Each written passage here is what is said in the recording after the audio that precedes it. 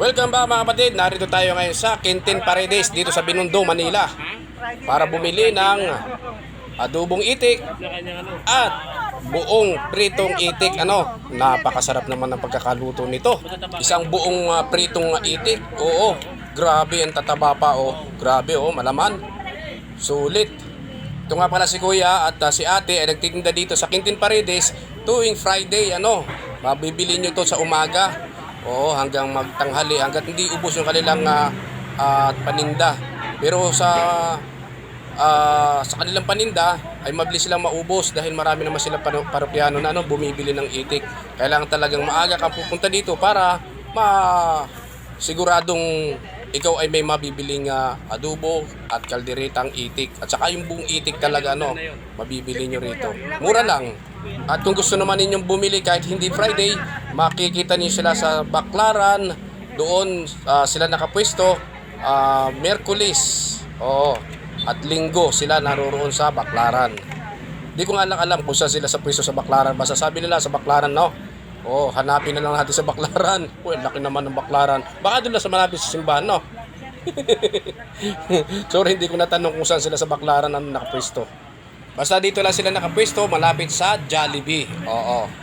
At hindi mawawala ang tikiman. Ito, tikman natin. Yummy. Sarap. Iba talaga pag-iitik, Lakit pala yun. Naku, napakadahil na nagbablog dito sa kami. Sarap. Yung mga foreigners guys. Kahit kapag sana. Ay, bumibili talaga dito. Mamalang na yan. May protection sa kanila. Thank you. Grabe. Bestseller Araw-araw pa natin Friday lang po. Friday. Ayan Friday lang. Sarap na kanyang Pagkaubos mga 11 kaya abos na. Matataba ngayon yung Oo, tataba yan. Wow. Alam mo price.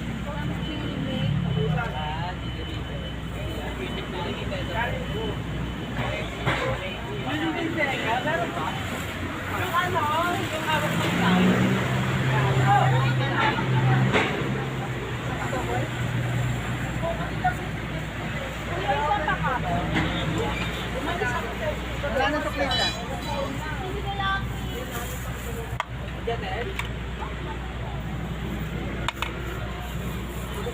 Magkano yung order na yun? 50 po yun. Ilan ko yan? Walang na Wala na.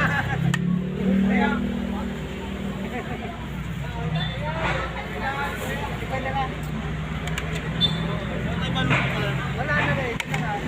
At kung nagustuhan naman ninyo ang video ito ay pakishare na lang po at pakilike na rin po ng aking video. Maraming salamat po sa inyo lahat at shoutout na rin po sa inyo. Thank you so much sa mga nagsishare.